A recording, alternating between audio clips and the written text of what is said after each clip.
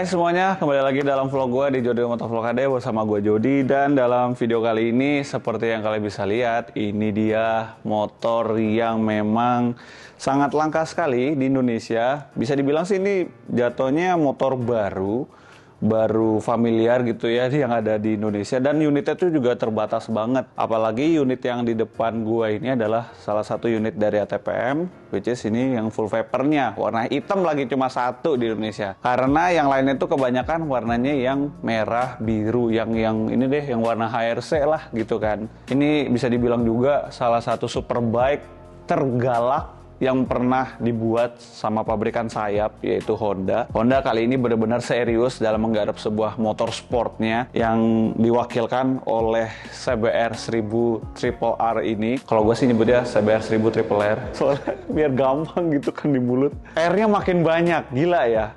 Kayaknya Honda kalau misalnya nanti mau bikin CBR yang lebih ganas lagi, R-nya mungkin akan nambah lagi gitu, jadi R. Cuman kasihan ya orang yang cadel gimana gitu kan. Balik ke motor ini, jadi secara desain gue boleh bilang sih motor ini terinspirasi dari MotoGP-nya ya, motor prototipe dari Honda yang memang dilombakan di MotoGP, yaitu RC213 VS. Dan memang juga Honda punya unit yang street legalnya ya kan. Cuman kalau di Indonesia sendiri sampai saat ini masih menjadi misteri siapa yang udah memiliki motor tersebut, tapi ada yang punya karena secara harganya pun sudah miliaran. Termasuk yang motor ini juga ya, yang kalian lihat di sini motornya juga udah nyentuh miliaran. Untuk nyebutin harganya pokoknya tonton terus aja sampai habis, nanti di akhir kita akan bahas soal harganya dan alasan kenapa harganya bisa segitu. Ya, balik lagi ke motor ini. Jadi secara spek motor ini tuh pada dasarnya motor 1000 cc, kubikasinya nggak nyampe 1000 cc, jadi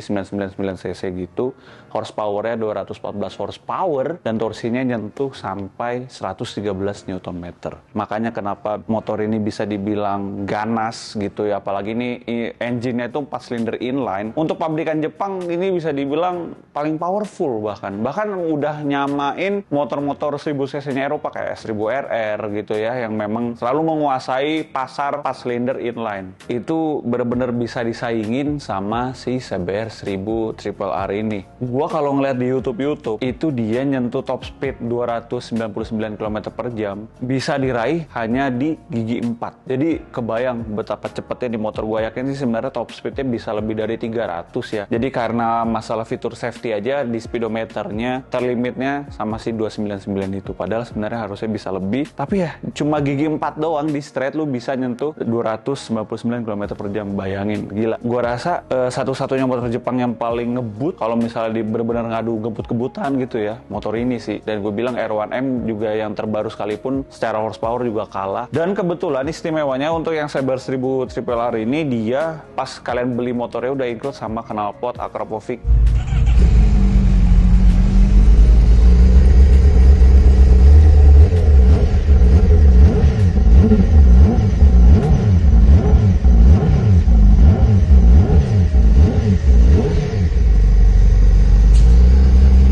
Dan kebetulan kalau unit ini dia sudah diganti, kebetulan pakai punya aero system, ya sebenarnya sama aja sih, ya kan. Oh ya, motor ini satu-satunya ada satu fitur gimmick yang memang sangat, apa ya, gue bilang berguna gitu. Nah ini, motor ini udah keyless, kayak PCX, kayak Vario. Bener-bener mantep loh. Nggak ada superbike yang kayak gini. Kayaknya cuma Honda doang yang memang sudah keyless. Jadi kalau misalnya kalian mau nyalain, ini ada tombol di sini gitu. Dan kalian tinggal pencet. Udah, ini yang penting remote, di keep aja. Jadi yang keyless itu setahu gue kayak BMW GS tuh dia sudah keyless gitu kan. Dan kalau ngomongin soal superbike, kayaknya cuma Honda deh yang memang pertama kali nerapin fitur keyless pada motornya gitu. Gokil kan? Jadi akhirnya gara-gara dia sudah keyless, area kokpit tuh bener-bener clean banget. Nggak ada yang apanya gitu. Bahkan segitiganya aja dia bener-bener desainnya tuh kalau gue bilang simple. Secara desain memang sangat agresif. Dan ngomong-ngomong soal desain, jadi motor superbike zaman sekarang itu hampir semua superbike ada wingletnya gitu kan. Kayak misalnya Ducati Panigale, wingletnya tuh benar-benar mencolok banget. S1000RR, ya you name it lah. Semua superbike yang zaman now tuh udah rata-rata ada wingletnya, terutama yang superbike Eropa. Nah, untuk superbike ini yang kalian lihat, dia tuh sebenarnya ada winglet ya, tapi kayak nggak begitu kelihatan. Kenapa? Karena ternyata motor ini tuh wingletnya bener-bener kayak tertanam di bodinya yang akhirnya menjadi lebih slick gitu loh. Desain sayapnya tuh layaknya winglet, jadi bener-bener untuk membantu downforce-nya dengan desain yang seperti ini. Dan gue bilang ini keren banget sih, sebuah inovasi dari Honda yang gue bisa bilang sih ini perlu diapresiasi gitu ya sama pecinta motor superbike. Karena mau gimana ya, rata-rata sekarang motor itu berlomba-lomba kayak pasang wheelnya tuh seagresif mungkin supaya terlihatnya motor kencang, motor agresif, motor balap gitu. Nah kalau ini tuh dia tuh nggak mau terlihat seperti kayak motor balap, tapi sebenarnya dia tuh kencang gitu kayak motor balap lainnya. Jadi ini keren sih. Dia punya tangki. Ini layaknya superbike pada umumnya, kurang lebih 16 literan gitu ya normal. Kalau misalnya kalian lihat langsung, ini ternyata tuh motornya nggak segede yang kayak kalian di foto loh, kalian lihat di foto. Karena kalau lihat di foto, kelihatan banget kayak motornya bongsor banget gitu, bongsor, wheelbase-nya panjang. Tapi kalau lihat dari mata langsung gitu tuh, kok kayak pendek gitu ya. Kayak ternyata tuh kayak 600-an cc kayak yang di belakang gue gini. Engine 4 silinder, ya kebayang lah ya, pasti lebar gitu. Cuman kalau ini tuh bener-bener yang apa ya, karakteristiknya tuh di luar dari Honda pada umumnya. Honda tuh biasanya motornya kalem-kalem gitu kan. Tiba-tiba Saber 1000 Triple R ini muncul langsung hilang itu semua kata kalem. Motor ini tuh dia sudah nggak standar ya, alias sudah termodifikasi. Dan sepertinya juga termodifikasinya pun selain memang untuk look, tapi dari segi fungsionalnya pun juga ada gitu ya. Salah satunya kayak ini ya kan, koplingnya udah Akko 1. Gua akuin ini settingannya udah ringan. Jadi full levernya dari Akko 1, ada Pro Guard-nya di sisi kanan, pakai punya Lightech. Terus ini juga tabung minyak remnya Lightech, tutup bensin Lightech, knalpot full system Arrow titanium, pakai Lightech-nya ini full step, Translogic quick shifter. Sebenarnya standarnya pun juga udah quick shifter ya, cuman mungkin ditambahin aftermarket biar lebih bisa disetting secara manual gitu kan. Lalu berikutnya juga motor ini sudah terpasang dengan Velcro top box satu set, warnanya juga beda dari yang lain karena ini adalah warna special order. Lalu juga sudah terpasang dengan suspensi Öhlins di belakang, jadi bisa fully adjustable sesuai dengan selera usernya. Dan yang terakhir, ini sih yang paling ketara banget, yaitu sudah Brembo yang tipenya nikel ya, jadi aduhai mampus.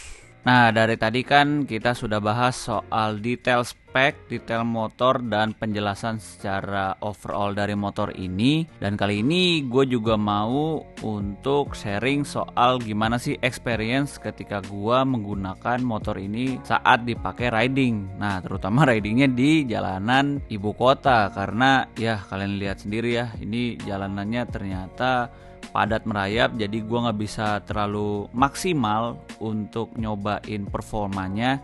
Tetapi ya seenggaknya bisa tahulah rasanya gimana ketika naik motor Saber 1000 Triple R ini. Kelihatannya sih kayak gede ya, motor ini gede, panjang, tapi sebenarnya secara dimensi itu dia tuh cukup compact untuk kelas 1000 cc atau superbike. Dan ketika dipakai jalan pun ternyata juga handlingnya enak sekali ya, layaknya kayak motor-motor sport Honda yang dimana sangat agile, sangat nurut, sangat nimble, bantingan kanan ke kirinya enteng, padahal dia punya wheelbase termasuk panjang loh. Dan ternyata selain lincah, motor ini pun cukup stabil juga loh, karena ya secara dia 1000 cc 4 silinder inline dan memiliki horsepower 214 horsepower, jadi memang ya nggak heran lah kalau motor ini stabil gitu ya. Perlu stabil karena memang motornya sangat kencang, powerful. Lalu lanjut bicara soal suspensi. Kalau ngomongin suspensi, sebenarnya baik itu suspensi depan atau suspensi belakang, dia pada dasarnya stiff atau kaku. Cuman ya harusnya secara teori motor ini memiliki rasa yang stabil ketika misalnya mau dipakai buat nikung gitu kan, apalagi saat corner speed gitu. Tapi kalau misalnya dipakai untuk kayak jalanan raya kayak begini, ya pastinya nggak nyaman karena udah suspensinya stiff, ergonominya pun juga sangat agresif gitu ya. Bisa dibilang ini adalah CBR paling agresif yang pernah gue rasain, dan ketika gue naikin pun juga gue ngerasa ngeluh gitu karena ternyata saking nunduknya nih motor itu kayak bener-bener nggak nyaman guys, bener deh asli, kayak punggung lo itu kayak ditekuk lagi gitu. Tapi ya karena dia diimbangi sama handling yang ringan, terus juga bobot motor yang ketika udah riding itu juga jadi nggak berasa berat, jadinya ya oke lah gitu kan. Setelah suspensi, ngomongin soal pengereman, waduh, kalau soal pengereman sih gue no comment ya, karena memang ini bener-bener pakem banget. Karena gue beberapa kali ngerasain heartbreaking yang tiba-tiba kayak gue ngerem, itu tuh bener-bener smooth banget, rasa remnya bener-bener gak kasar, gak ada ngadet-ngadet gitu. Karena biasanya kan kalau motor ABS itu kalau tiba-tiba heartbreaking itu kayak ada ngadet-ngadetnya kan. Nah kalau ini tuh enggak, jadi bener-bener mulus layaknya motor ngerem yang ngerem standar, tapi ini heartbreaking. Jadi memang smooth banget lah, enak banget deliverynya, gue suka banget. Makanya cocok banget kalau misalnya memang dipakainya untuk performance use gitu ya, kayak misalnya di sirkuit gitu kan, lagi high speed tiba-tiba heartbreaking, enak banget pasti motor, bikin pede si usernya. Overall pokoknya kalau naik motor ini, pada dasarnya motor ini kan bukan motor pemula gitu kan, ini adalah motor yang untuk orang-orang yang memang sudah punya pengalaman naik moge dan tahu karakteristik moge itu seperti apa. Nah, motor ini tuh memang diperuntukkan untuk yang prosumer sih sebenarnya. Bukannya kayak kita baru pertama kali naik motor terus naik motor ini wah bahaya banget. Walaupun karakter si Saber 1000 Triple R ini di bawahnya itu untuk low RPM-nya sangatlah linear banget, kayak 600 cc gitu ya. Jadi nggak begitu galak. Cuman ketika udah di atas 4000 RPM tahu-tahu tuh, nah itu tuh rasanya lebih meledak daripada ZX10R atau R1M atau bahkan GSX R1000 sekalipun. Jadi memang wah ini motor sih pas silindernya paling galak ya, karena ya gimana, 214 horsepower dan 113 Nm gitu, ini parah men. Speknya tuh spek dewanya Honda nih. Secara turunannya langsung dari RC213 VS. Walaupun memang engine-nya bukan V4 ya, bukan V4 engine, tapi inline 4 Saber 1000 Triple R-nya ini tuh bener-bener wah gila sih. Ngeri banget, mirip-mirip kayak S1000RR lah kalau udah ngerasain powerful, kalau udah ngerasain tenaganya.